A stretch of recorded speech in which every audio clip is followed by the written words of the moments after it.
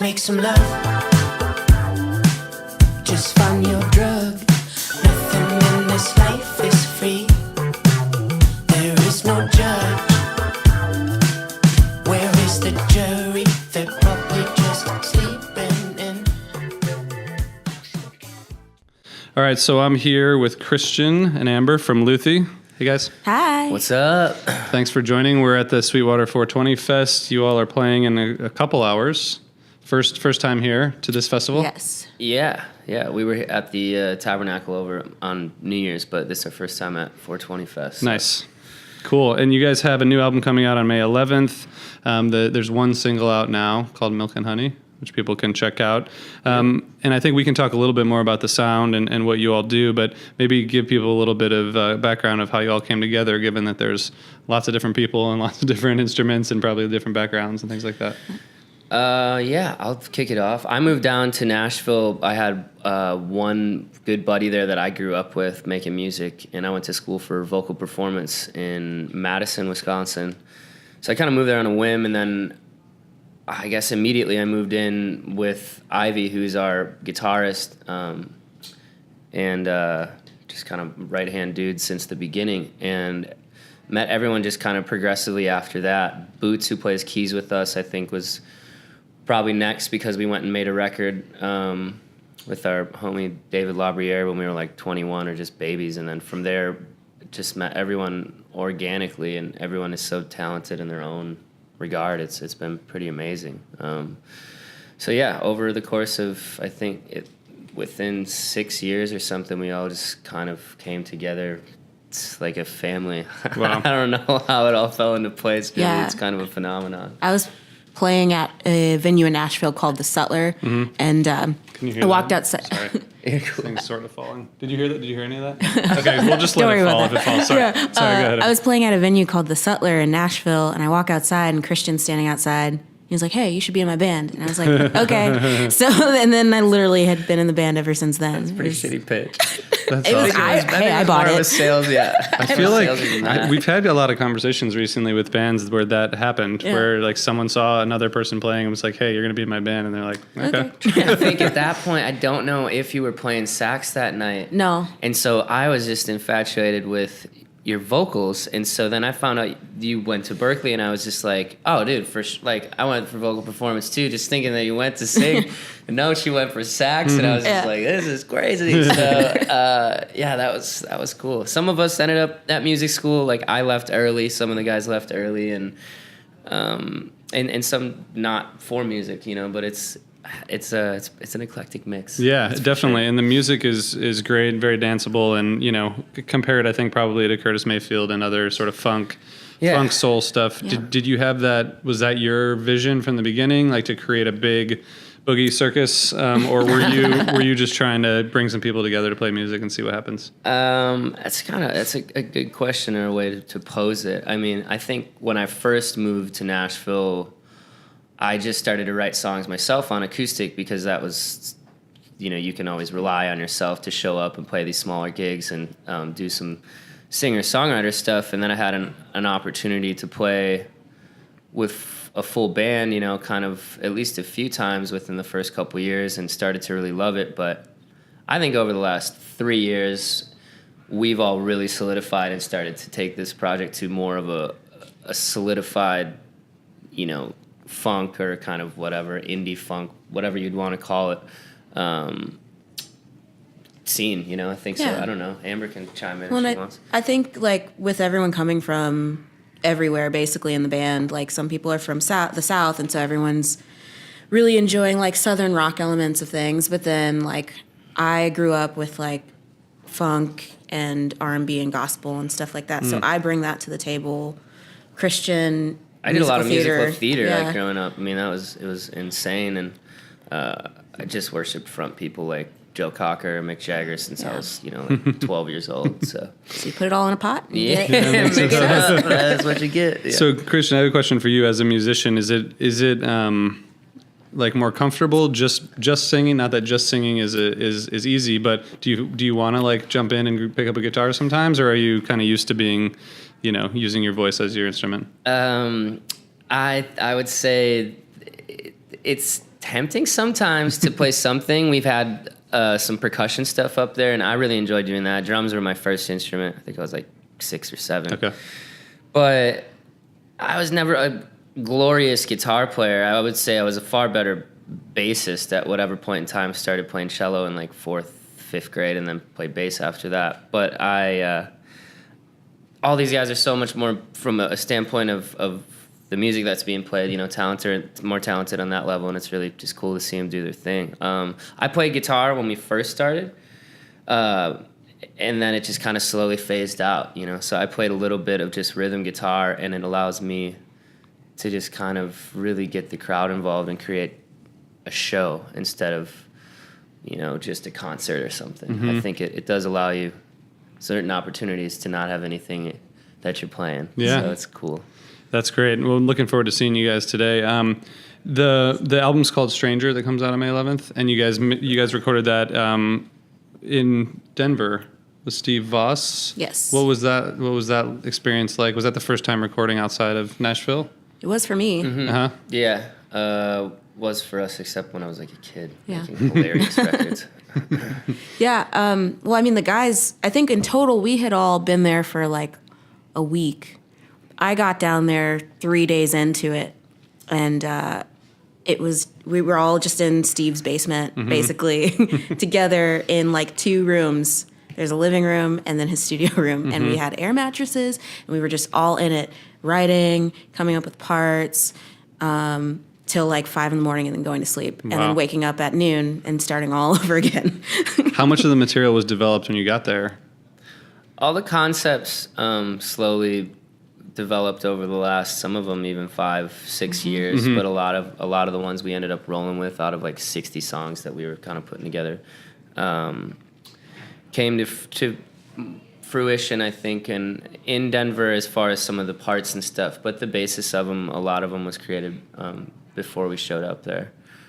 And then we came back to Nashville with what we had done and still did quite a bit more work with the rest of the crew, So a few of us went out to Denver, but not the whole squad, and we just did it wherever we could do it. Yeah. And I think that's kind of that organic approach can kind of be heard a little bit through the music, I think. Yeah. So.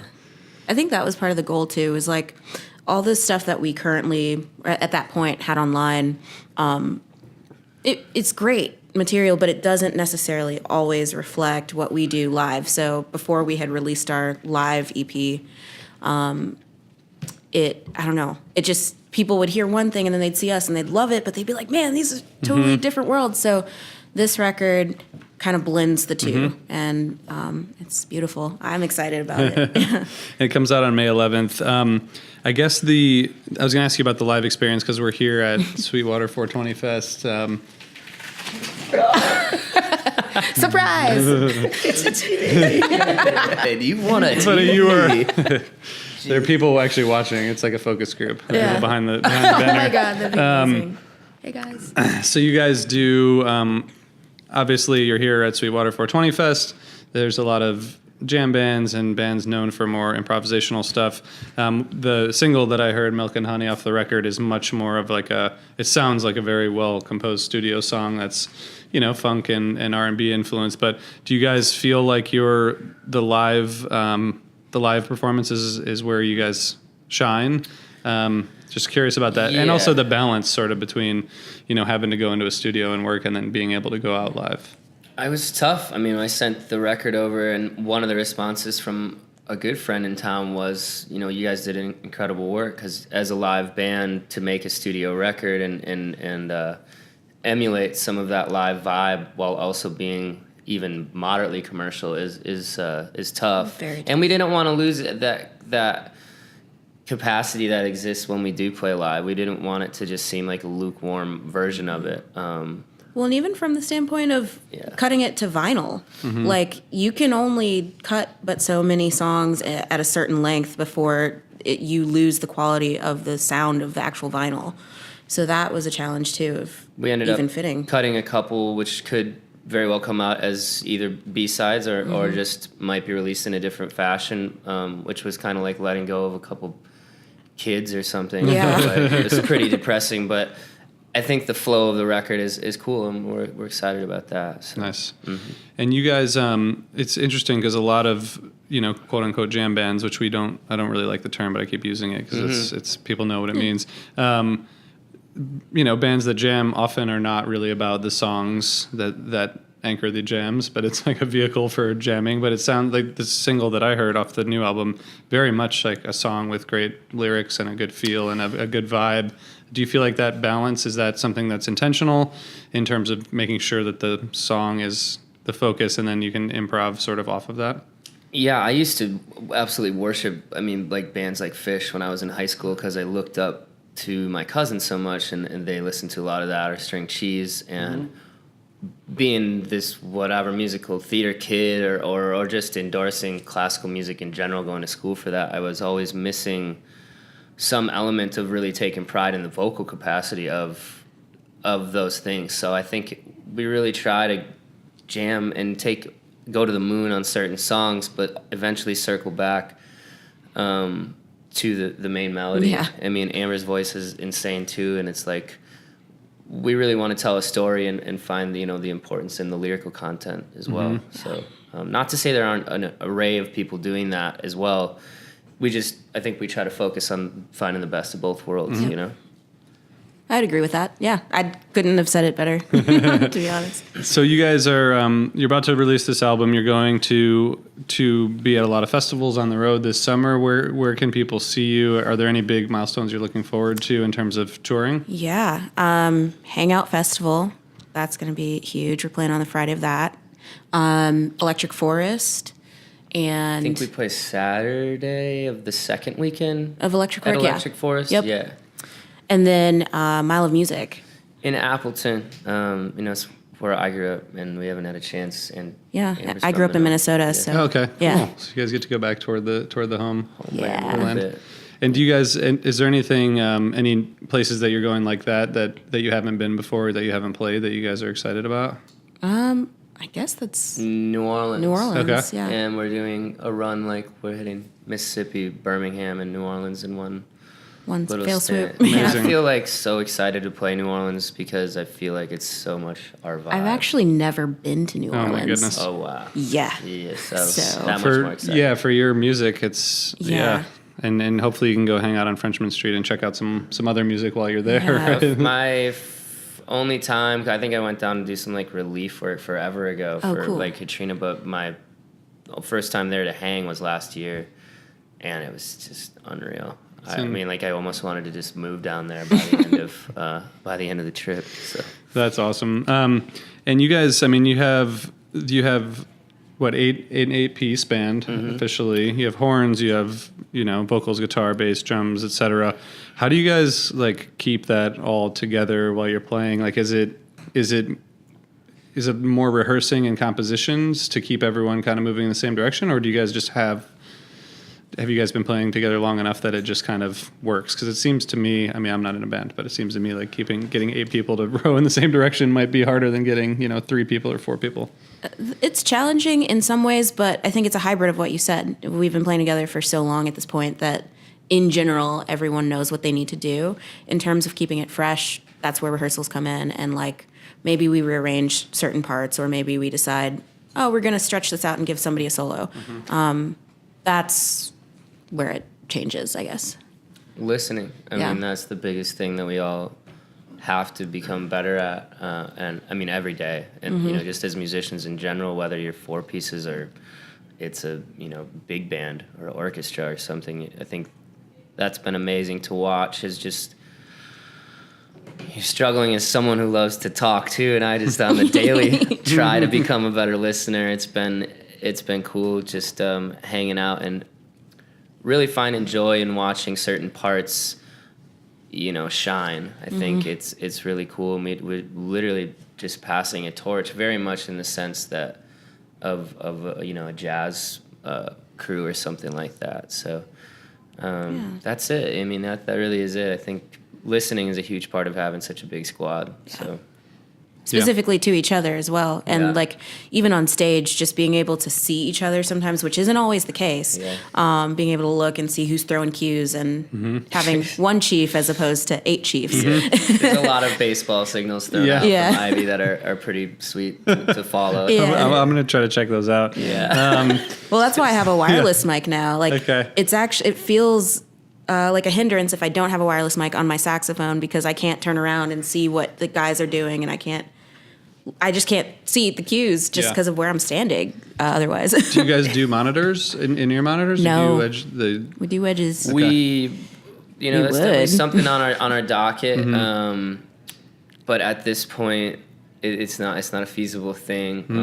If one or even two of us who sing the most had them and everyone else didn't, it would just be really weird with like latency and shit Yeah. like that. Yeah, it's funny because I'm a like pretty big Fish fan, and they have never used them. Really? Yeah, which is for bands of that duration, and it's just like it seems like the easier route, but they just it's listening, right? I think they feel they can listen better. Yeah, I saw.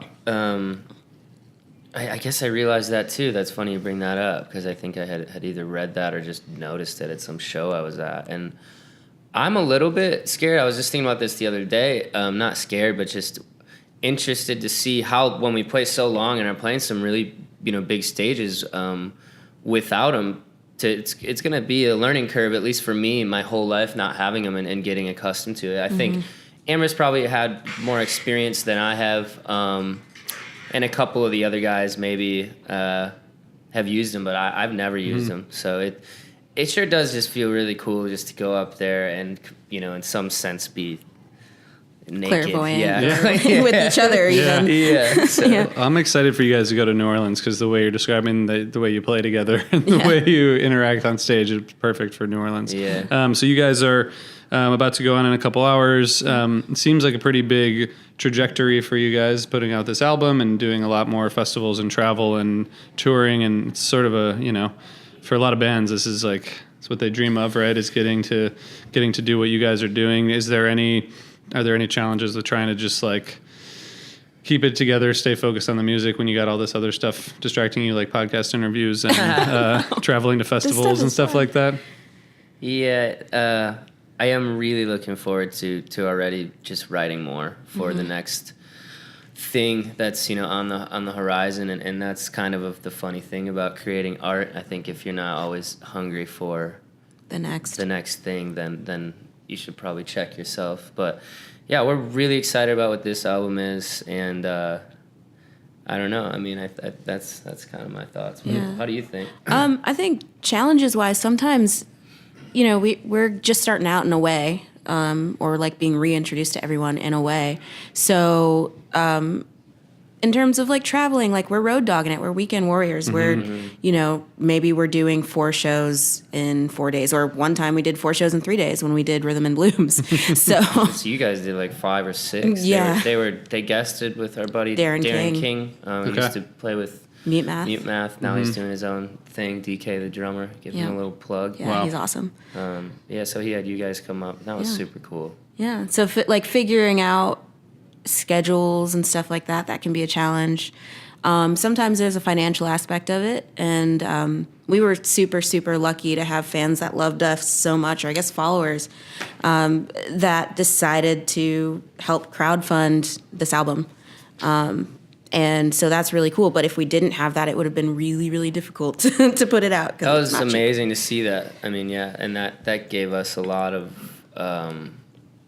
I think wind. fire and momentum. yeah, some fire, some wind in our Yeah, sail, so that whatever was you wanna totally say. crowdfunded, Yep. this album. Yeah. In a changing music industry, it's sort of, doing what you can to make sure you can get your record out there. Yeah, Yes. everyone had to be patient. Like the people that mixed, we had Steve Voss who mixed it, Steve Voss who produced it, Nick Curtis who mixed it, and Nathan Dantzler who did the mastering, and like the mix artist and the producer, those cats. I mean, they had to be patient, and they've been really sweet about that process as we've come up with those funds. But yeah, I mean, if our fans are listening to this or at any point, or anyone that did participate in that, it was a really amazing process. Thank you. Yeah, and outside of even the funds, just like you said, like just the fact that, you know, there's folks out there, you know, believing in the project, because there are some really tough days. Yeah. There are some great days, but there are some really tough ones too. Yeah. Well, I think today's an awesome day because you Yes. guys get to play at this festival. There's So already a lot of cool. people out there. It's a beautiful day, and we appreciate you guys taking a few minutes out of your day. So thank you, Amber. Thank you, Christian. Absolutely, yeah. And I think a good representation of what we'll do today is that there's a live EP Yes. that's up on Spotify and stuff too. So if you can check out some stuff, I know Amber crushes a couple tunes on there. So Oh, Cool. thanks, friend. yeah. We will, we'll link to that. And, your website's LUTHImusic.com, where you can look at tour dates and see where you all are going to be coming next. Absolutely, all that good stuff. Thank Cool. you so much for Yeah. having us. Thank you. Thanks.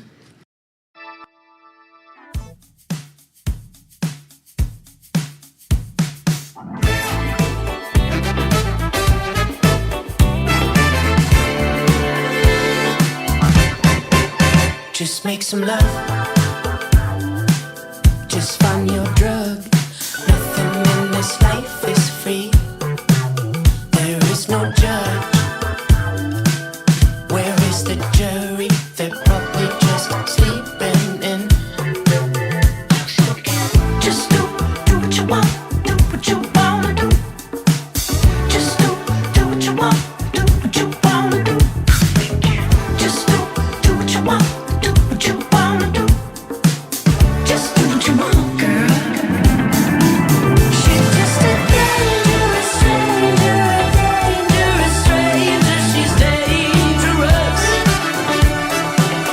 It's complicated with us, with dangerous strangers. It's dangerous. She's dangerous.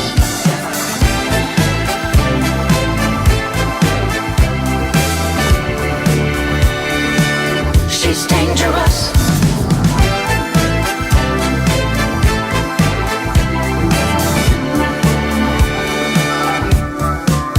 I'm smoking spliffs like they're candy. There's no perfect ending. There's nothing that you're choosing.